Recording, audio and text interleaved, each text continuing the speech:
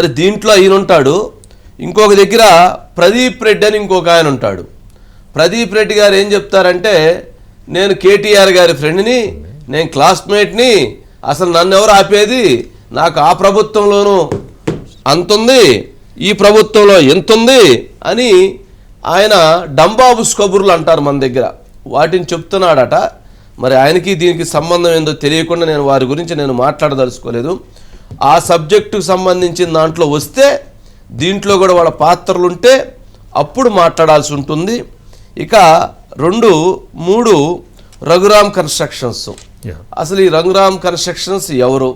ఇక్కడ మరి ఆనందరావుతో పాటు సీతారామన్ ఎవరు ఉండారంటున్నారు, తిరుపతిరావు ఉండారంటున్నారు, ఎవరెవరు ఉండారంటున్నారు. ఎవరెవరు ఉన్నారనేటువంటిది కూడా ఇప్పుడు ఇన్వెస్టిగేషన్ చేయాల్సినటువంటి అవసరం ఉంది.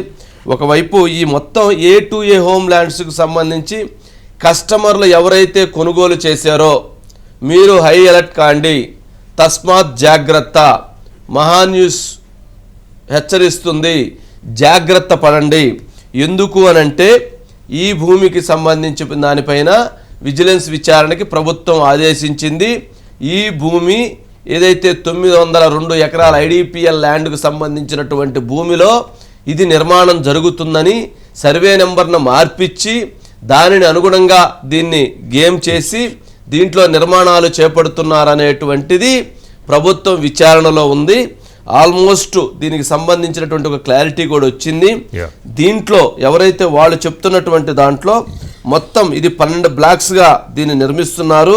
ఇది మొత్తం 18 ఎకరాలుగా వాళ్ళు చెప్తున్నారు. 18 ఎకరాల్లో ఫేజ్ 1 ఫేజ్ 2తో కడుతున్నామంటున్నారు.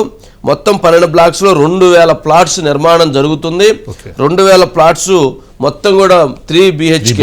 అంటే ఐటీ కంపెనీ ఉద్యోగులు, ఎవరైతే ఫార్మా కంపెనీ ఉద్యోగులు ఎక్కువగా దీంట్లో కొనుగోలు చేశారు. ఇందుట్లో ఈ 2000 ప్లాట్స్ మొత్తం 3 BHK ఒక ప్లాటు 2,75,00,000 పెట్టి దీన్ని అమ్మకాలు చేస్తున్నారు. ఇప్పటికే 700 నుంచి 800 ప్లాట్స్ సేల్ అయినట్టుగా ఇప్పుడు మనకు వస్తున్నటువంటి సమాచారం. కాబట్టి కొనుక్కున్నటువంటి వాళ్ళు 1కి 2 సార్లు చెక్ చేసుకోండి. ఖచ్చితంగా దీని విజిలెన్స్ విచారణలో ఇది IDPL భూములని తేలేటువంటి అవకాశం ఉంది. తేలితే హైడ్రా రంగనాథ్ గారు రంగంలో దిగుతారు, మొత్తం నేలమట్టం చేస్తారు.